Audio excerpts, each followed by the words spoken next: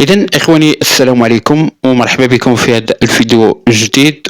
وفي هذا الفيديو اللي غادي نطرقوا الموضوع ديال يعني التصنيف ديال المنتخبات العالميه من بين المنتخب المغربي وكيفاش تقدم المنتخب المغربي. كنشوفوا الاعلام الجزائري كذلك المواقع الجزائريه والصفحات ديالهم كيقول لك بان تقدم المنتخب المغربي السابع عالميا، يعني كان بالفضل ديال المنتخب الجزائري لانه فاز على منتخب هولندا، فهولندا رجعت الثامنه والمغرب تقدم يعني عليها يعني اصبح هو السابع.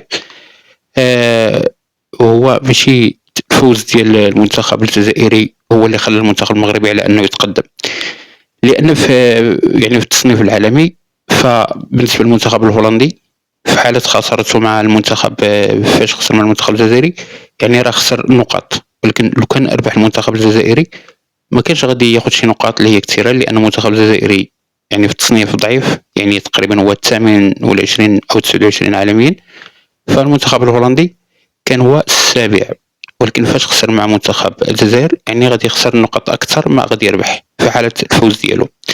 بالنسبه للمنتخب المغربي يعني فاز في المباراه ديالو، ولكن ما غاديش يربح شي نقاط اللي هي اكثر، يعني كون قدر الله كان خسر المغرب كان غادي يخسر نقاط اكثر ما غادي يربح، ولكن فاش فاز ما كانش شي نقاط كثار اللي غادي، لان المنتخب المدغشقر كان اضعف المنتخب المغربي يعني في التصنيف العالمي.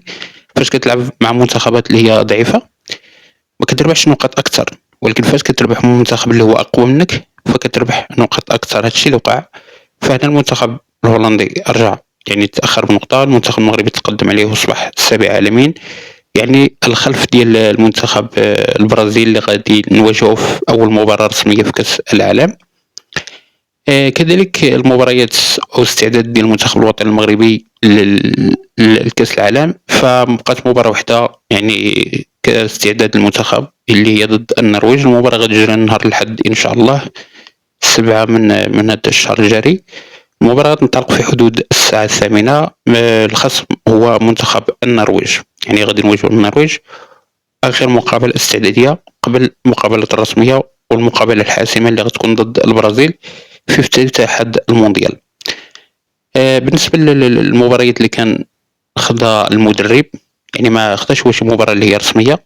أول مباراة رسمية ديالو غتكون ضد البرازيل في كأس العالم، يعني لعب 4 ديال المباريات ودية، تعادل في وحدة، فاز في 3.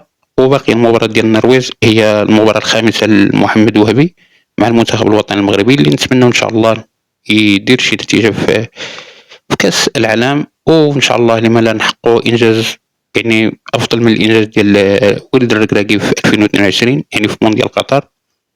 نتمنى ان شاء الله نشوفوا المنتخب الوطني المغربي في النهائي، ولما لا ان شاء الله هادشي اللي كنتمناو.